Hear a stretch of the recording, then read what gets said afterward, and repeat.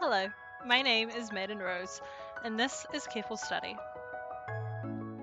Even after countless hours spent reading through the comprehensive rulebook or watching endless amounts of gameplay, the rules of Grand Archive aren't always the easiest to understand.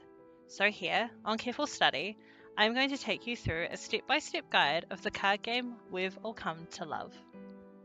On this episode, we're going to be talking about Opportunity.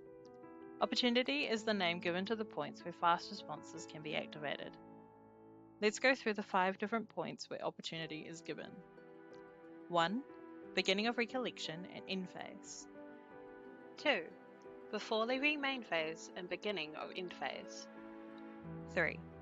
After a card or ability enters the effect stack. 4. At the beginning of the retaliation step and damage step of the combat phase. 5. After an activation, trigger, or materialization resolves and there is another effect on the effect stack.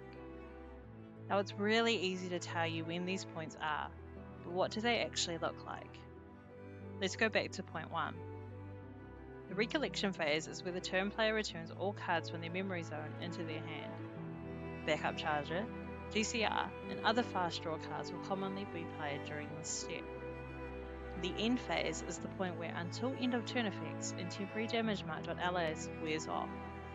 Creative Shock is often played during this point of opportunity. Point 2. Before leaving main phase and beginning of end phase gives opportunity to your opponent as both players must agree to move phases.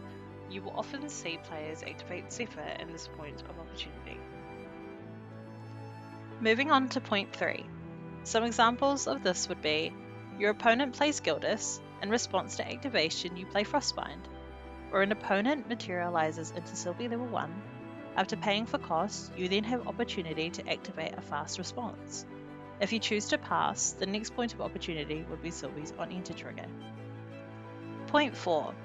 During the combat phase, there are 2 points of opportunity. So let's start with retaliation. Before the ally rests as part of the cost for retaliation, opportunity arises at which point you could activate cards like Reprogram. The second is during the damage step. This is where you will commonly see Wind ally players activate something like Second Wind to boost the damage of their ally before damage resolves. And now on to our final point. Now for this one we're going to break it down just that little bit further. Let's say your opponent is playing Rai and you are playing Merlin.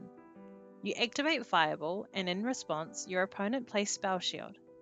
Now you know that you have an Ignite the Soul in hand, and so on the resolution of the Spell Shield, you activate Ignite the Soul, preventing only 1 damage, and allowing your Fireball to deal the desired amount. Now, it's really important to remember with this point and point 2, that anytime the bottommost layer of the effect stack resolves, if the game is currently in the main phase, the turn player regains control of the main phase, and no further actions can be played by the non-turn player until the next point of opportunity occurs. Thank you all so much for watching. Special shout out to Hobocrab for looking over this to make sure everything was correct. And I'll see you guys back here next week with the next episode of Careful Study. Bye!